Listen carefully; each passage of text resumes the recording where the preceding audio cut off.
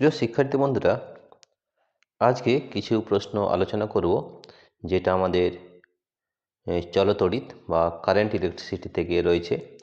এই প্রশ্নগুলো কিন্তু পরীক্ষার জন্য, মাধ্যমিক পরীক্ষার জন্য খুবই বেশি ইম্পর্ট্যান্ট বা গুরুত্বপূর্ণ। এই ধরনের প্রশ্ন কিন্তু তোমাদের আসতে পারে। তো দেখে নেওয়া যাক যে আমাদের এমসিকিউ কোশ্চেন কী ধরনের আসতে পারে আমাদের চলতড়িৎ থেকে, সেগুলো কিন্তু আজকে আমরা করব। ঠিক আছে। নাম্বার 1, পরিবাহীতে আধান বাহক হিসাবে কাজ করে মেসন, পজিট্রন, ফোটন, ইলেকট্রন। আমরা জানি যে পরিবাহীতে আধান বাহক হিসাবে কাজ করে কিন্তু আমাদের ইলেকট্রন, তাহলে অপশান হবে D.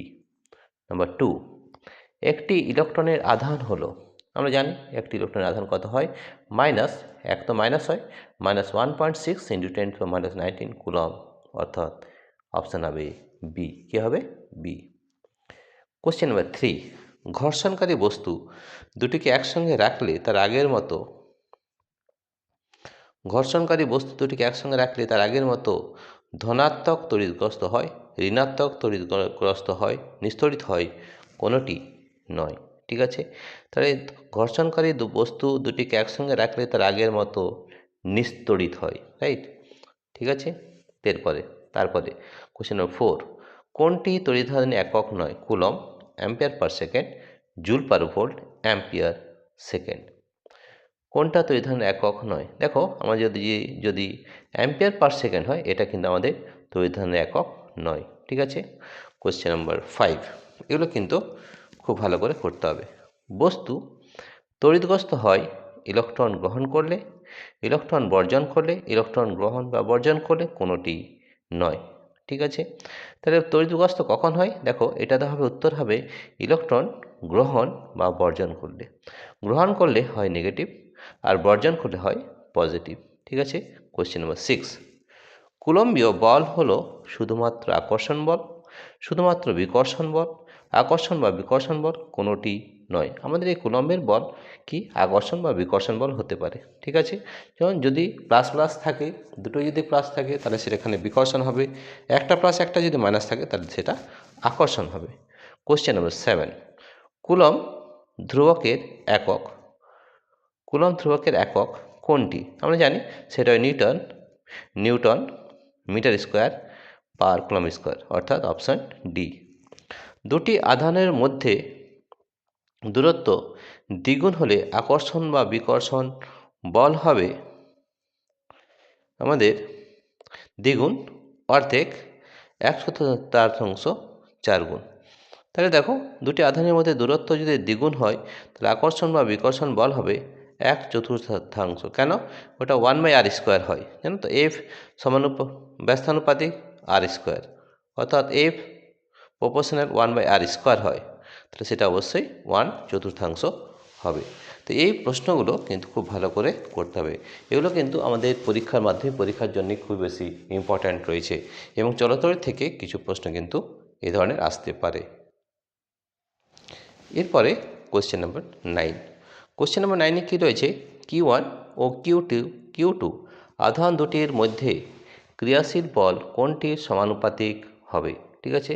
Q1 Q2, Q1/Q2, Q2/Q1 আর √Q1 Q2। তাহলে আমরা জানি যে আমাদের এই যে কুলম্বের সূত্র রয়েছে, F সমানুপাতিক Q1 × Q2 হয়, তাহলে Q1 × A আছে, তাহলে অপশন হবে এ, এটা আমরা জানি।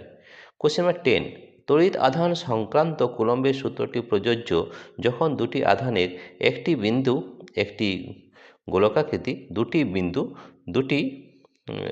গোলকাকৃতি, একটি বিন্দু অন্যটি বিস্তৃত দুটি বিন্দু। আমরা জানি এটা কিন্তু হবে, দুটি যদি বিন্দু হয় তাহলে কিন্তু আমাদের এখানে কুলম্বের সূত্র প্রযোজ্য হবে। ঠিক আছে। 11 নম্বর, কোনো আহিত বস্তুর আধানের সর্বনিম্ন মান হতে পারে। তা আহিত বস্তুর সর্বনিম্ন মান আমাদের কত হতে পারে? একটা ইলেকট্রনের আধান হতে পারে। তো একটা ইলেকট্রনের আধান কত হয়? 1.6 × 10⁻⁹ কুলম্ব, অর্থাৎ বি, রাইট। একটা ইলেকট্রন যদি একটা জায়গা থেকে অন্য জায়গায় যায় তাহলে একটা ইলেকট্রনের সঙ্গে সমান হবে, তাহলে হবে 1.6 × 10⁻⁹ কুলম্ব। নাম্বার 12, কিউ আধানকে কেন্দ্র করে কিউ আধানকে একবার আর ব্যাসার্ধের ঘুরপথে ঘুরিয়ে আনতে যে কার্য করতে হয় তার মান। দেখো এখানে একটা খুব ভালো করে বুঝতে হবে যে আমাদের কিউ আধানকে কেন্দ্র করে ক্যাপিটাল কিউ আধানকে একবার আর ব্যাসার্ধের ঘুরপথে ঘুরিয়ে আনতে যে কার্য করতে হয় তা কিন্তু শূন্য হয়। কেন শূন্য হয় তার একটা বিশেষ কারণ আছে। কারণ হচ্ছে আমাদের যে কার্যের যে সংজ্ঞা এটা একটু বোঝাতে হবে। এখন একটু জেনে রাখো এটা শূন্য হবে কেন, কারণ কার্যের যে সংজ্ঞা অনুযায়ী আমাদের যে কিউ আধান ব্যাসার্ধের মধ্যে খোলা হচ্ছে, তাহলে এর যে টানটা বলটা আর সরণ কিন্তু 90 ডিগ্রিতে হচ্ছে, সেই জন্য এর কার্য কিন্তু শূন্য হবে। এটা আমি অন্য জায়গায় ভিডিও করা রয়েছে, ওটা একটু দেখে নিও, ঠিক আছে।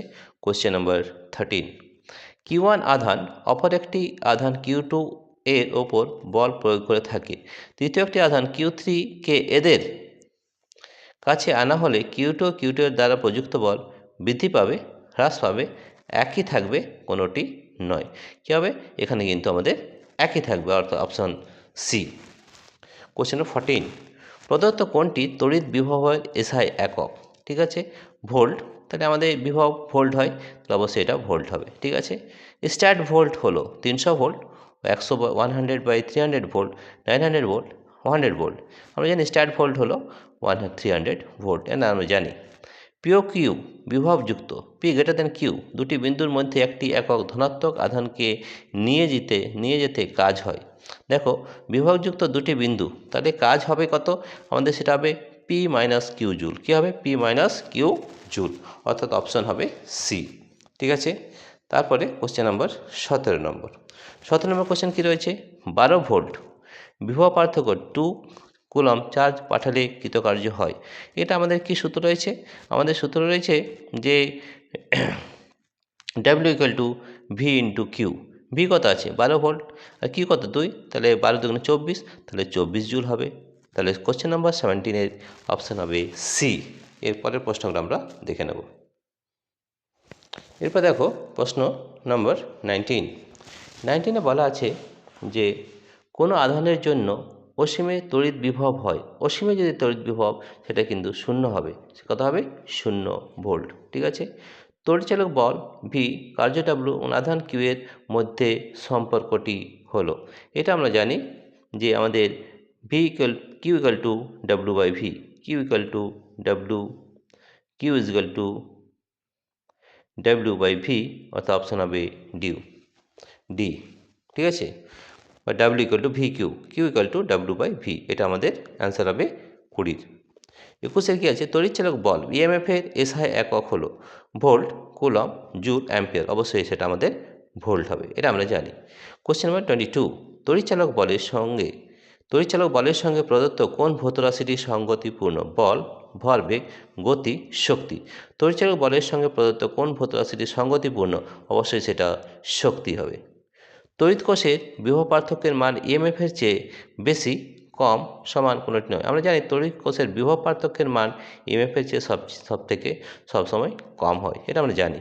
সরল ভোল্টীয় কোষের তড়িৎচালক বলের মান হলো সরল ভোল্টীয় কোষের তড়িৎচালক বলের মান হলো 1.1 ভোল্ট হয়, ঠিক আছে। কোশ্চেন নাম্বার 25, যদি কোনো পরিবাহীর মধ্য দিয়ে টি সময়ে কিউ পরিমাণ আধান প্রবাহিত হয়, তাহলে ওই প্রবাহ মাত্রা আই সমান, আমাদের এটা সূত্র আমাদের জানতে হবে। আমাদের কি সূত্র আছে? আই সমান কিউ বাই টি, তাহলে আই সমান কিউ বাই টি, অপশন হবে এ। 26, কোনো পরিবাহীর মধ্য দিয়ে 2 মিনিটে 12 কুলম্ব আধান প্রবাহিত হলে তড়িৎ প্রবাহ মাত্রা হবে। তাহলে আমার দেখো সময় দিয়েছে 2 মিনিট, আর আধান কত রয়েছে? 12 কুলম্ব, ঠিক আছে। তাহলে এটা আমাদের প্রমাত্র আই ইকুয়াল টু কী হয় সেটা তোমাদের বার করে নিতে হবে। এখানে আইসগুলো দেখো, I equal to Q by T, তাহলে কিউ কত আছে? 12, আর টি কত আছে? 2 মিনিট। 2 মিনিট মানে কত হচ্ছে? 120। এটা বের করে দেখো কত হচ্ছে, এটা দেখে নিতে হবে।